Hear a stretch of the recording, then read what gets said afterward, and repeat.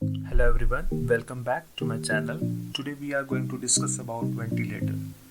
So, the definition of ventilator is it is a mechanical device to assist the respiratory muscles in the work of breathing and to improve gas exchange. It is divided into two techniques. Mechanical ventilation.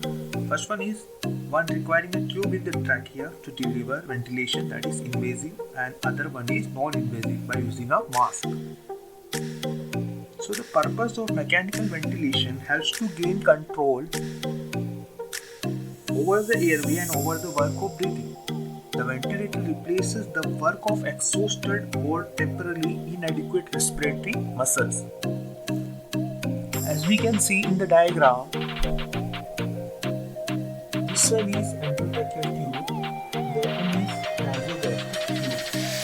Mechanical ventilator blows air for airway, increased oxygen to tube into the patient's airways. This one is air flowing into the patient, and this is exhaled air flowing away from the patient.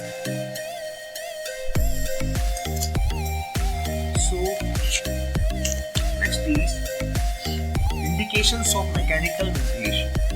It is used for routine anesthesia. It requires during post-operative management, that is surgery of the heart or blood vessels.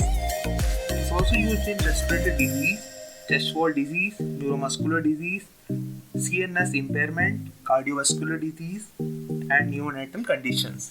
These are the indications of mechanical ventilation. Complications are also there.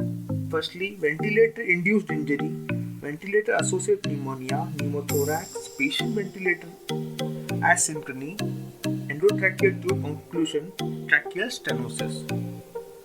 And extrapulmonary complications are oral ulcer, ocular ulcer, pressure ulcer, muscle atrophy, peripheral edema.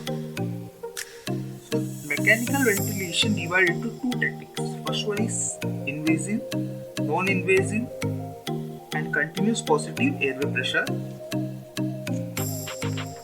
So, the mechanical ventilation is used by placing a breathing tube into a abdomen pipe, and the breathing tube, also called as endotracheal tube, is connected to a ventilator that blows air directly into airway. The process of putting the tube into a windpipe is called intubation. Usually the breathing tube is inserted into your nose or mouth. So the ventilation is required for the client who is not able to get enough oxygen